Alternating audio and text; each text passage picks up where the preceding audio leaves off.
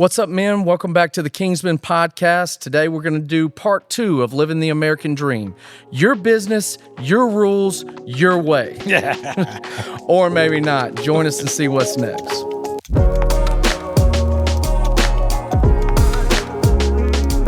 What's up, guys? Welcome to the Kingsman podcast again. I'm Micah Hickman. This is my good friend Todd Goodwin, and we have a special venue. We are in our new building, so we're excited about that, excited to be there. Last episode, we talked about living the American dream. We talked about what it was, the different aspects, and it was really good. Today, we're going to hone in really on business, running your business, owning a business, entrepreneurial, or rather, maybe you're in a manager role. So I'm really excited about this. And, you know, one of the things I wanted to say is there a difference between personal and business? Yes and no. Okay, good. And I'll agree with that. I'll agree. I think so many people say there's a hard separation and they act like it.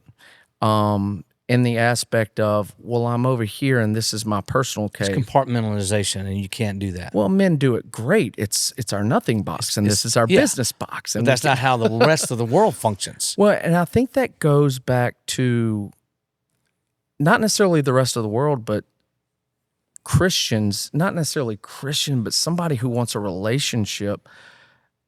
Spiritually, we're not supposed to do that. Right? I mean, you know, Compartmentalize, is that what you're saying? No, We're not separate who we are in one aspect of our life versus who we are in another aspect. Because of we're our created spirit, soul, and body, Right. And we are one but three, and those three function together. That's when you know you're doing well, because your spirit is working, harmonizing with your soul with your body with your spirit, and they're functioning together. And what we've done as a nation, as men and women, we've compartmentalized. We go, okay, I'm spiritual at church, but I'm not spiritual at work. Yeah. I'm gonna leave home at home and work at work, and I'm not gonna ever let the two ever touch. Well, our spirit, soul, and body are functioning together, in harmony. As a musician, I know when it's not good, when things are not harmonizing. I just kind of go, it doesn't. And in business, sometimes when things aren't harmonizing, I mean, as a manager, what you do, you go, and because everything in business is not just about making the money, it's about people. Well, let's go there. Let's go ahead. And so one of the first thing I want to talk about, all right, what are the spiritual aspects of running a business? What does that even mean? Like, if I wanted to say, okay, I'm really 2026, new year, I'm really trying and I want to implement the spiritual aspects of my relationship into my business to make sure that I really want to allow God to do some cool things in our business. But what does that even mean? How do you be spiritual in an unspiritual world? Yeah, sure. Yeah. I mean, do we walk around like, bless you today? Yeah, that's the way a lot of people look at it. Bless you. Yeah, and a lot of people go, because a lot of times people go, business is business. Yeah. Well, I could say the same thing in the church. Well, spirituality is spirituality. What does that mean? I think I said on last time, I've never had anybody ever in a business deal that told me, business is business, and then I got $10,000 out of the deal. Yeah, no, it was usually because they were about to rip me off. Your bill's about to do get something. $10,000. Yeah, and go, business is business. Yeah, and as a follower of Jesus Christ, my relationship with Jesus Christ permeates every part of my life. How I drive my car, how I pay my bills, how I love my wife, how I talk to people. I mean, just like today, I got kind of upset at somebody today, and it bothered me that I got upset. Mm-hmm. And because I know that's not the way I need to live my life, because people are most important. And that's not just a nice slogan of a church, but people are most important. Yeah, I think God proved that pretty clearly. Yeah, well, I mean, I'm not a scholar. I'm not nearly as studied as you, but I'm almost I know it's in the confident. scripture, but we don't live that way. You know that. why we don't? Because people have become expendable. Well, yeah. Because we have so many of them. Yeah. Ready for, well, we used to have people ready to work, but that's a different one. Well, that's what I'm saying. So there's a spirituality that you have to bring over into your job to look at people differently. That I don't look at a customer buying something from me going, oh, dollars, they represent dollars. Yeah. I'm looking at people going, they're human. They may represent dollars because I want to make a sale, but I want to make a sale that's what's best for them. Yeah, To tell somebody going, that's probably not going to be good for your budget. Yeah. Let's go look at this. And your boss will be like, what are you doing? Those people, you could have made $200 extra dollars on that deal. Why didn't you do that? Well, they can't afford it. Mm-hmm. And when it has to go back to the bank, that's going to hurt us. Yeah. So that's why I'm saying those principles will apply as I'm doing my job, whatever it may be. See, that's, in those principles, they're more like, I feel like sometimes when we talk about the spirituality, the way the relationship, it's really like the rails. I see it very simply like the rails in a bowling alley. Mm-hmm. Okay.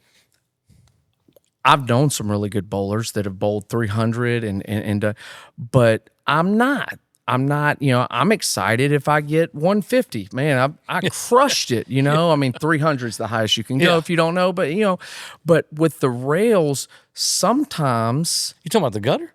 Yeah, the gutter rails. Mm-hmm. Yeah. All right. Well, sometimes when I would bowl, I would knock the fire out of them things. Bam. Thinking because of sheer force. And want to, and hard work, and drive. Was going to get you a strike. Right.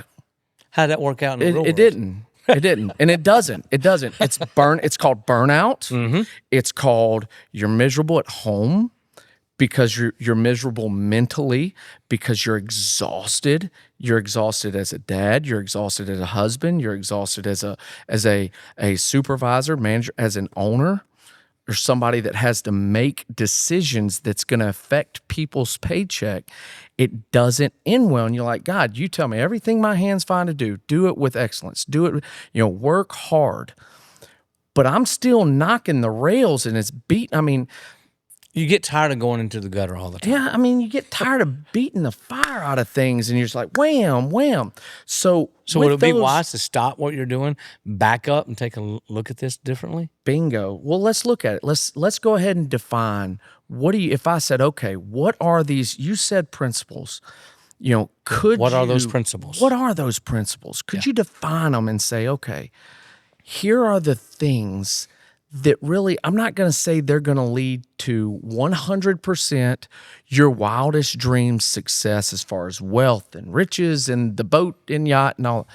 But these are the things that are going to help you align to where you're not constantly beating your head against a wall that ain't moving. Yeah. Well, first of all, let's go back to the American dream. Years ago, the American dream was to be successful. Mm-hmm. And success is somewhat relative. Mm-hmm. Some people, Agreed. Like Donald Trump went bankrupt 3 times. Yep. 3 times. However, he's a multi-billionaire. Yep. He doesn't need the money from the United States government to make him feel good. He is in the highest position that he could ever get in this world, in the greatest country. So he has been successful. However, if we took a look at his personal life, he's got a few things in the closet. Yeah. He knows that. We know that. But people are going to say he's been successful in business because he's made money. He's done all these things. So success is somewhat relative. So one of the things I've learned over the years, being a manager of a little grocery store years ago, that went from about $2 million to about $5 million in the few years that I was leading it. And that was when Walmart came in right down the road. I remember How that. can anybody was so afraid we were going to shut down? Because I applied some spiritual principles that transcend what I call sacred and secular. Mm-hmm. Is that no matter who you are, they're going to work. You reap what you sow. That's a spiritual, biblical principle that everybody lives, whether you're Christian or not. If you live that principle, you're going to reap good things. Yeah. Now, if you sow good seed, you sow bad seed, guess what? You reap what you sow. That's a principle. Okay, principles like integrity, principles like honesty, things like that. Those are not just principles. Those are character traits. Yeah. Yeah. Character traits are non-negotiable. Character traits are non-negotiable. Okay. Now, certain principles can be negotiable. For instance, I want to be successful. Well, for me, my success was not about money. My success was, did I do what the Lord told me to do? No matter what it was, whether I was working in a secular business, whether I was working in ministry, or whether I'm doing something free for somebody and it's pro bono. And, it's pro bono, so I'm not going to do as good as I normally would. Why? That's a principle going, I'm going to do the very best that I can that comes from my character, which is a biblical principle. Would you not define that as integrity, though? That's part of integrity. And that is a character trait that's non-negotiable. So, for instance, a guy makes a mistake on a bill to my benefit for $100, and I know it, and I don't say anything. We're going out to eat. Exactly. Because Babe, most people see, eat. that's his fault. He should have paid attention. And I've said those things. I've done those things. And the Lord's like, really? What if it was you? Well, that's a whole different story. So everything changes when it affects you? Yeah. Well, I don't know what to say, Lord. Yeah, I mean, what's happening now is the Lord's using that to reveal something about your character. That's good. I'm like, so my character is non-negotiable. Principles, I'm going principles, depends on what we call a principle. Okay, that's what I was about to say. Because now I'm genuinely intrigued. Okay, What's so the principle of success? if you were a principle of success, working hard. Yeah. But does that guarantee success? No. You said that extremely quickly and with a lot of conviction. No, it doesn't. I mean, because... But why do you work hard? Well, let's be honest. If the hardest worker ensured success, then the mule would own the farm. Say that again for everybody to hear it. That's good. I mean, that's what... If the hardest worker... If you were the hardest worker, ensured success, then the mule, the donkey, whatever, would own the farm. That's the hardest working thing at any farm back in the day, period. I mean, them dudes, they would go. All right? Not the quarter horse. Yep. But yet that's the one that built the estate. You're talking about the quarter horse. Quarter horse. You go to Nashville and you go to these estates that are hundreds of thousands of acres big, and you're talking about generational wealth. Was not built on the mule. The houses were, the barns were, the fields were plowed with it, but the pictures on the wall, they were the principle of working hard is not necessarily a principle that will guarantee success. Correct. However, you do have to work hard to be successful. Yes. And I think that's a really good... I think it's good to recognize that just because I'm working my tail off doesn't mean that I'm going to... Now, is that disheartening to somebody like me? Yes. Yeah. Because I really have... I'm not the smartest in the room. I don't pick things up like some of my brothers do. I don't... Like some of these guys I've come in contact with, goodness, they didn't go to college, but they are just intellectually intelligent and they can see things, and it drives me nuts. Why? Because you're comparing yourself to them? I know what level I would have to work to even come close to being able to rattle off or see that concept or perceive it that way or get that done. And it doesn't, it wouldn't be wise for me, because my time wouldn't have been well spent for the people whose checks rely on my time, right? And so me just working hard, cleaning carts, or if I'm just doing service and helping build, that gets a paycheck maybe a week. But that doesn't build. Here's a spiritual principle right here. And I said, you comparing yourself to other people. And you go, yeah. Well, first of all, here's a spiritual principle. You don't compare yourself to other people. Yeah. What has God called you to do? Yeah. Do only what you can do. That's not originally, I heard Andy say it years ago. And he said, do only what you can do and delegate the rest. There's certain things that I can do. I may do it better than the other people, but they can do it. I'm going to do only what I can do. So here's a spiritual principle of, first of all, not comparing ourselves to other people, but listening to what God says about me and doing what God told me to do. What are your gifts? What are your talents? What is God put inside of you? Not what he's put inside somebody else. What has he put inside of you? And see, I think that goes directly to one principle that I believe is absolutely spiritual. And it says in the New Testament, each is given his own gifts. I'm not as philosophical as Jesus was. My brain picture, when I see it, is cows and fences. Yeah. That's how you see things. Cows and fences. Like, everybody needs their own fence. That's not, if I, as a leader or an owner, if we're going to operate and be successful, a core principle is everything. Don't take this crazy, but people need to have defined roles. Yeah. People need fences to operate. Fences create freedom. I know this is my area of responsibility. This is what I'm accountable for. Okay, just like the Lord said, like when you have a family, I know I'm accountable for certain aspects of my family and how I raise my children and what my children turn out to be like. I will be accountable. Not, hey, they're 18, we'll see you. So we can blame who you are on Alan and Amy. I mean, or to a certain degree, or yes. You can compliment them on, such a good job. Yeah. But yes, you can, because the arrow dad talks about children are like arrows, and one of the things that a great revelation happened. The arrow's in motion when they're in 18. Yeah. You can't shoot them then. It's been like in the air. Yeah. You don't get to touch it.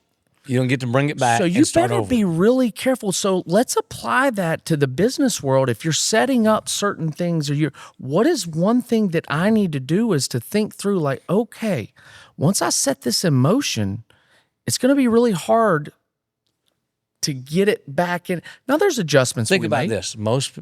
You've never been in a football game and fumbled your way into a win. Oh no. Yeah. Now, you may have gotten somebody else's fumble. Yeah, the ball definitely bounces your way, but you never fumbled your way. You never trip your way into success. No.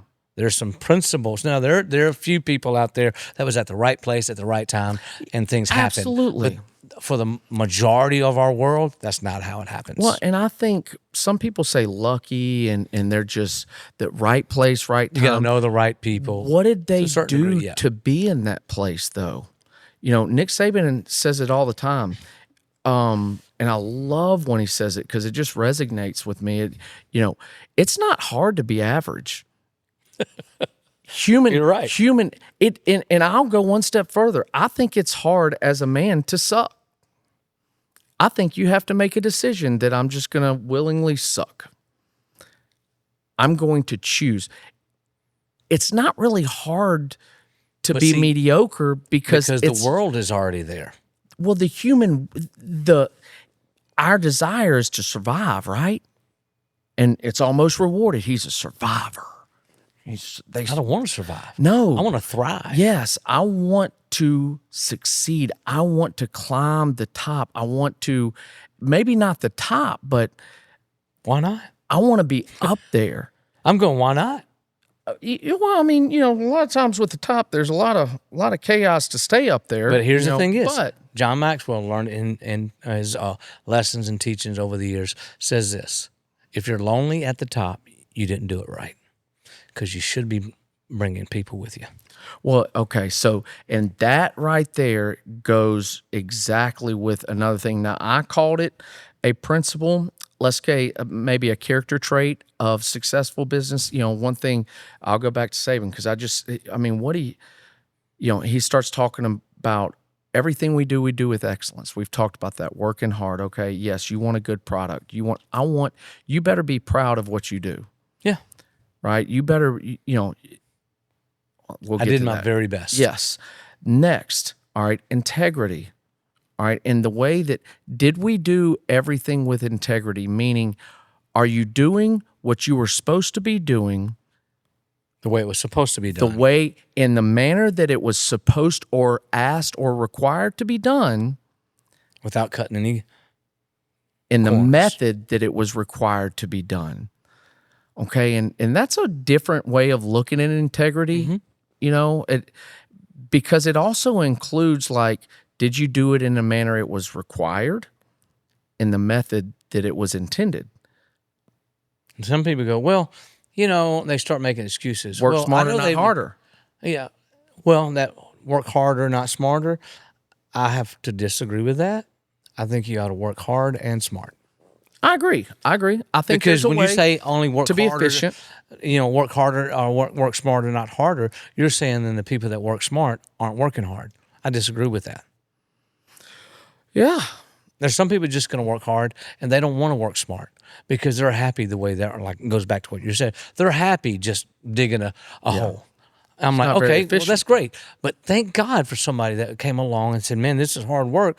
But hey, what if we put something on the end of this shovel and made it sharper and you were able to dig deeper? Mm-hmm. And that's one of the reasons why we have the inventions that we have.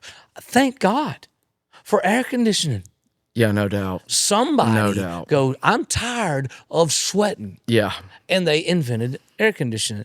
Now, my point being is that that's a principle, going work harder, not smarter. I'm like, okay, that can change. Work hard and smart. Why can't it be both? Okay, so how would you define, like, if I'm saying, okay, I'm taking notes, how would I define that? And I want that to be a core principle. When somebody walks into the shop, or somebody walks to my job site, or somebody walks to my business, or somebody walks to the dealership, I believe principles are felt, like what you said, spiritually. Mm-hmm. There's an atmosphere. There's been several times people have walked over there to the business and said, it just feels different. Like, it just feels homey. Okay, that's intentional. Purpose. That's intentional, yeah. That is intentional. When people come to your job, is your job chaotic no matter what? And you're kind of the top of the totem pole, I would ask, why? What is it? People? Has it been? Well, it's just always, it's a chaos. No, I don't believe that. I know. In fact, I know that there's a couple of principles that are out of whack or not established. So, one, how do I say, the relentless pursuit of excellence. Excellence, that's what my pillar I defined was relentless pursuit of excellence. Let me give you a different perspective. Do it for the next 40 years. What? Have a relentless pursuit for excellence for the next 40 years. Okay. You have no perspective on it. I do. I'm 61 years old. I've been working since I was a 13-year-old kid. Yeah. And I've always said pursue excellence. It gets tiresome. Does that mean... But it's worth it. Well, I'm not saying I'm not doing it. I'm just simply saying it sounds good until you have to actually do it, till you have to actually work at it. Yeah, I agree. But what happens is that once you get it into the culture of your life, because you have a culture in your life, once you get into the culture of your life, you're going to live with excellence because that's just who you are. For instance, let me give you a point in case. And I'm using it, our sound guy and our video guy, Justin. We were putting up some acoustic panels the other day. And they looked good and they were nice and straight. And then he remembered after we put everything up, a piece of tape that's up by one of these things, and we've got to get it down. And I was like, well, nobody can see it right now. Let's wait. So we showed up today, and he's like, maybe I could get that piece of tape down because it's still on his mind. Yeah. Why is that? oh, he's OCD. No. He's that's not the pursuit of OCD. excellence. He's a man that's committed to excellence. That's right. Because he knows it's there, and he needs to get it down. Because now if he's like me, okay, the job's complete. Because right now it's still incomplete because that piece of tape is up there. Yeah. Why is that? Now psychologists say, well, you've got some issues in your brain, blah blah blah. You got OCD. I don't say I don't have OCD. I'm just committed to excellence. Years ago, I was walking in front of our sound booth. There's a piece of trash on the ground, and people were walking around. I reached and picked it up, and a little girl saw me do that. And she walked up to me and she goes, oh, do you have OCD? And I looked at her and I said, to lazy people, I do. Yes. And then I walked off. Yeah. I don't know if That's right. messed her up, but my point being was that it's not my trash. I didn't throw it down. It's not on me, not my responsibility to pick it up. But I don't want trash in our church, so I picked it up while everybody else was walking by it. And then somebody saw it as OCD. I'm like, no. I'm committed to excellence. So it's easy to say when you're, how old are you, Michael? 35? No, 37. Dang, 37. I know, it's scary. So now those of the guys are listening that are young, and some of these principles we're talking about, you have to understand. They've got to be immersed in your life and become part of the culture of your life. So no matter whether you are walking down a street on another city and you see trash, you just automatically pick it up. And people go, why did you do that? Oh, I didn't even notice that I was doing it because it's part of who I am now. Well, and I think, and I learned it really well when we moved from Mandeville and lived right next to Aunt Jamie and Uncle Billy. And Uncle Billy was high character, high integrity, and one of the things that he had asked me, he said, because I was complaining about saying something about, wanting to be my chance at being a head coach, right? Because I've shared before, that was my 5-year goal. I wanted to be the youngest head coach, and I'd moved up and I'd hit coordinator. I was like, ooh, I'm good. I got that. I'm getting there. I'm going to hit it, and I'd been turned down a couple of times, and it just didn't make sense. Why you were turned down? Yes. It didn't make, I was what?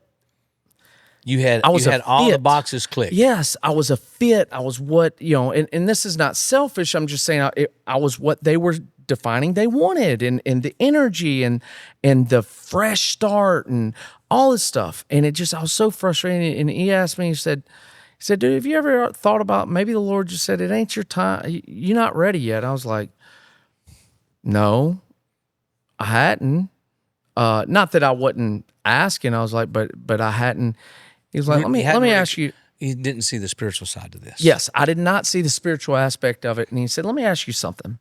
He said, I was turned down a few times for supervisor position, one of the branch supervisor positions for Bluebell when he worked there. Mm-hmm. He said, I was angry. I was angry at the Lord. Like, he knew I was tired of waking up at 3 a.m. I was tired. Yes. Who wouldn't be? Yeah, I mean, it was rough. And he said, dude, I'm telling you, like, it was just, when's the last time you cleaned the bathroom? And he said, I brushed it off, and the next morning, I was still venting to the guy. He was like, because that was a stupid thought. Like, I'm not cleaning the bathroom that 70 other employees, drop deuces in. Like, that's not my job. Like, he was like, absolutely not. Now, I can understand that, and he said he heard it a second time. And that was the Lord working on him. He said, so I'm going to ask you, when's the last time you cleaned the bathroom? Like, you're saying all these things that are good. He was like, because it's not about cleaning the bathroom. Mm-hmm. Until you figure out as a leader, you better have a heart to serve and to take care of people before your success. So when's the last time you cleaned the bathroom? And I just kind of looked at it, I was like, man, I ain't never, not. I would say this week. Yeah, I mean, like, I just had such a hard time, and I want you, it was probably last year or something. I walked in the shop, and it was little messy and vexed me, and I went in the bathroom. I was like, this is I cleaned the bathroom. I waited till everybody left. I don't want people, and I'm not saying you have to clean the bathroom to be successful. I'm just saying it's a principle of humility. it took the Lord dragging me through 3 or 4 years and humbling me for me to realize, like, it needs to be done. Why can't I do it? And am I willing to do it? That's the thing is, I'm willing to do it, but I don't have the time to do it. So what I'm going to do as a leader, what I was about to do. I'm going to do is I'm going to delegate that. Not that it's above me, because I've already been doing it. I'll get there right beside you and help you. However, when I do that, I am neglecting something else. So there is only I can do. Well, there is a point to where I learned that lesson, in that because I did it, the bathroom's clean now and I've never cleaned it again. And there was never any kickback of, that's not my job. Why? Okay, not that you have to prove, well, because I did it, you did it. No, it happened naturally, and there was never any kickback. That now I can't do that. I can't go clean all the bathrooms right now. I would be in trouble for wasting time. Now, I know some people would call this a stunt of publicity, but the President of the United States, Donald Trump, went and worked at McDonald's for, and but here's the thing is, most people, I wouldn't even stump that low to do that. Not if you I'm the President of the United States. I'm a multi-billionaire. Yep. I have people could clip my toenails if I wanted them to. That's true. That's true. He got it, and you can call it whatever it is, but he was willing enough to go, hey, we understand it takes these people. They may not make a lot of money, but it takes these people to make our country great. And that is a principle of humility. And that's also a character trait. And as men, we don't. We're gonna need whiteboards to differentiate between principle and character trait, because I think what it does is, it's one of the things that I'm big on is stewardship. Managing it well. Yes, not just managing. And you snapped back early when I said managing. It was like, managers, do you want to be a manager or a leader? Yeah. You want the status quo and just get and keep everything here at just level? Or do you want to grow this business? Because that's what I was hired to do, or that's what I'm happy doing. Hey, I'm good. And sometimes that's what you hire people to do, and that's Let good. them go do it. Okay, but if we're talking about principles, we've already talked about integrity. I love humility. How do you implement that? Okay, stewardship, I think, hits that leader. Like, if I was hiring somebody, I would ask them, define stewardship in your own words, because that, to me, I mean, just is a direct, what would you call, reflection? No, a byproduct of relentless pursuit of excellence. If I want my work environment, for my own psyche, to be cohesive, do problems happen? Yes, we're not talking about problems. But I'm not walking into chaos every day. Yeah. I'm just not. Stewardship. I want to steward you. I want you to be successful. I want your success, because if you are, then we are. But here's a principle. People matter. Yes. So that's a principle you're living by. Yes. People matter. And that's, like you said earlier before we were on camera, you said people over profit. That sounds nice and it sounds beautiful until those people cost you profit. Then we get upset. But still, if you have a principle that people matter and people over profit, it comes from a character trait that you have because you have a relationship with God. And see, I do want to stay on that just briefly, because people over profit, and I know that is a counterculture thought process. You said it, not me. That's great until they cost you something. Mm-hmm. Okay. I had an experience, one of my first experiences. Now, look, I've been reamed before. I've been reamed, growing up. I've been disciplined. I've been whooped. I've been, playing football. I have had the misfortune of making mistakes, and you get reamed from it, and I'm better for it. I don't cry and whine, and I'm better for it. I understand that I make mistakes, and they're my fault sometimes. Okay, so I would be, a supervisor, manager over, directly over, but I only have one boss. All right, in my work. All right, and the buck kind of stops with me. At you. There was a mistake that cost us a lot of money, more money than than any other mistake we had made. Okay, and it was my fault. Now, was there just negligence because I was lazy, or I was like, screw it, I can't figure it out, just whatever? No, there was a lot of effort and a lot of time and a lot of intentionality, and I could explain and show my thought process. And here's what, there was also the ability to excuse my way out of it or blame and say, well, they didn't make it very clear. It wasn't evident, and nobody could give me the answer. So I just rolled with it. So you can't get mad at me. No, I can get mad at you. I mean, should not get mad at you, but I can't. Well, I mean, it's understandable. Yeah. It's understandable that, when you're dealing with a lot of money, I think there's a point of becoming a man that if we're talking about, my mindset is, okay, if I'm strictly profit oriented, it's going to be a cutthroat business. Yep. Because there's no room for failure. And where there's no room for failure, I'm sorry, there's no room for growth. There's really not. And I know that might be counter to what you think, but... No, I agree with you. I was scared for the first time. Now, for the first time, I was scared like, I'm going to get fired on the spot. And he has every right. Because at the end of the day... Stopped with you. When you're at the top, your shoulders. That's right. That's right. Now, is that fair? Don't care. Fair is for fairy tales and your daughter at night. It is not real world. Did I like it? No. Was I scared? Yeah.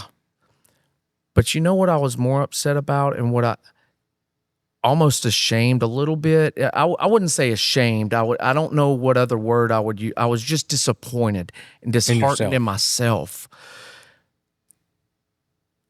And because I handled it in a way that I didn't look for an excuse, and here it is. Here's the mistake. I found it. I ratted on myself. I found it and couldn't explain it. And it cost us money. And it cost us a lot of money. And I understand, well, what about this? And it's me. I made that call. I heard a story about yours like this years ago. I don't remember exactly what it was. Was basically, guy had made a mistake like you, and it cost the company, $500,000, something like that, a lot of money. And the guy went in there. He goes, "All right, I'm giving you my resignation, blah blah blah." I mean, I could see you firing me. He goes, "Why would I fire you? I just gave you a $500,000 education. I want that education put to work for me." So he didn't get fired. The boss looked at it and said, "I just gave you a $500,000 education. Wow. You ain't never going to do that." But he was a producer already. So he was already making money. But he cost the company a lot of money. So he just automatically thought, I'm going to lose my job. But his boss saw it completely different. The owner saw it completely different. I just educated you, and it cost me $500,000. No, I'm going to take what you learned, and we're never going to do that again, and we're going to make money off of what you just learned. Well, and see, what's crazy is that's almost verbatim what I was told. Because I did tell him, I was like, I know that guy, and I'm sure he's probably said it just like that. Yeah, well, I mean, it was a probably little less, louder. it was a little less graceful. Because I did go to him and I just looked him in the face. I looked him in the eye and he said, I understand if I'm gone and this position is no longer mine. And he said, almost, you lost your mind? Yeah. And went on. But I learned a lesson there because he tells me a lot of times, this is a means to an end. And if we're not implementing people, not saying that we're going to be, run over. Yeah. There's standards that we're going to adhere to. But people matter more in the end game. Because without people, guess what? You don't have a business. And he proved it and put his money where his mouth, to where now I've found myself, it's easier for me to find grace rather than when I'm ready to fire somebody because they're just, I find myself trying to, Here's a spiritual principle. He who has been forgiven much loves much. Mm. See, there's a spiritual It's easier side for me to do that. And I find myself being selfish if I think because I was forgiven, because I made a big mistake and he showed grace, I guess I'm going to show grace. Is that selfish? I don't think so. I really, it was my first taste in the business world, not the coach. In the coaching world, if the team sucks, we're all gone. You know what I'm saying? I mean, it's pretty easy. Yeah. It's pretty cut and dry. But in the business world where there was a lot of effort, and we're rolling and we're really trying and big mistake happens that affects everybody. You're it. Yeah. But instead of, now there was reprimand and there's things that we learned that I learned, but because he had a different perspective saying, okay, one, the education that you just learned that I paid for, no. No, we're about to use that to help grow the business, which we have. And two, do you think one mistake ends everything that I've said to you? Thank God it doesn't. Thank you. And I think that's hard when it's a rat race world in the business. I really do. And I love what,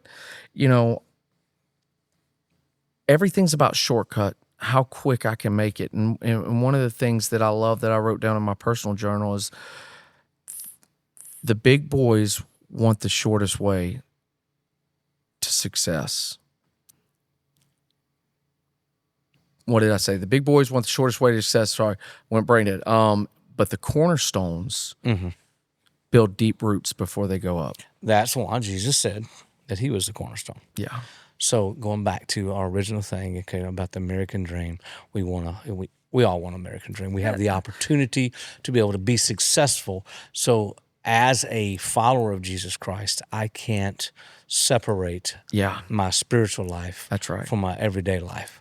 Those principles are going to come to pass. I think it has to ooze out of you. I love that word ooze. It's sloppy. It's so with that said, next time we're going to have a guest on. Yeah. And we're going to talk about very practical things. Yeah. Not just philosophical, not just super spiritual, but practical things like, for instance, what about a business plan? We were talking a little earlier about, the CEO. We can talk about that later. Stuff like that. So that's very practical because a lot of people are looking, a lot of guys are listening because they want to go, okay, tell me step 1, 2, 3, 4, 5, 6. And I'm like that. And to a certain degree, I go, yeah, and I'm that way. 1, 2, you can't have a 9 and a 10 without 1 through 8. Yeah. And then you got some people like your dad, he'll go from 1 to 20 to 275,000 back to 3. Now, with that said, you need both of them. So we're not necessarily going to just lay out step 1, you do this, step 2, you do this, step 3, you'll be successful. So first of all, as an individual, you're going to have to define what success is for you. Well, I like what you said earlier is your success when you and the Lord met was defined between you and him. He told me what success for me was. But it did not change the principles, characteristics of what a Christian, godly business person looks like. And that's what I think we define today. And what I wanted is defining success would be very hard for in your industry. It's hard for my industry. It's personally, we're different. What do we think? I think when you get that from the Lord and meeting in your personal time and opening up to Him and then submitting to it, but then actually doing it. laying out these traits. Am I trying to have my business with integrity, character, people over profit? Can I have that mindset? Does that challenge me? It's challenging in the world that we live in. I agree with you. It is, and so I think But it's worth it. If you do that, then you go on to with stewardship, relentless pursuit of excellence. What's another? Humility. You had said that, which is absolutely it. With those character traits in mind, now let's talk about individual step. But like one big one for me is don't answer. Is your business going to tithe? Ooh, that's a good debate right there, boys. Is your business going to tithe? What does that look like? Did you make an increase? No, Did you make an increase? The business? Yeah. Yes. Okay. But did God say your business should tithe, or did He say you? The business paid me, I tithe, but that's personal. Okay, I see what you're saying. You see what I'm saying? So that's out of my check and my wife, out of the increase of our checks, we tithe. Is your business separated from your belief or your I can tell you right now, it's going to be good. Right off the top of my head, I know at least 5 to 6 businesses that tithe. And then I do too. People personally tithe. I do too. People that own those businesses. Now that's for next time. So yeah, that's for next. But those are the things that I think today. That's practical stuff. Yes, today was the idea of what are the principles of, do they apply in business? And I think we did a good job. So I'm excited. I like your perspective on some of these things, and I'm really it actually kind of challenged me in ways I wasn't really prepared for this today. That's why I didn't say anything. I like so what you got was authentic. Oh, it wasn't like I planned that. I mean, I thought, I was like, okay, yeah, let's this, and then you had said something, and I really want to go mull it over because it just that's what this is for. Is Remo would say it all the time: iron sharpens iron, but understanding that. Man, you mean you had some of these issues also? Yeah. And it's not just me, so I'm not crazy. I'm not doing anything wrong per se. Like you also struggled with. That's the reason we come to this, and that's why we really want to pour out. Leave comments. Tell us what you love, what you hate. Tell somebody to shut up. I don't know. Maybe if it's great, if it's a good argument, I don't know. If you like his mustache or not. That's right. My wife does, so it doesn't matter. But we appreciate it, guys. Come back for the last part 3. We'll have a guest and really talk about the practical ideologies of applying some of these things into your everyday job, business, and we're really excited about doing that. So appreciate it. See you next time.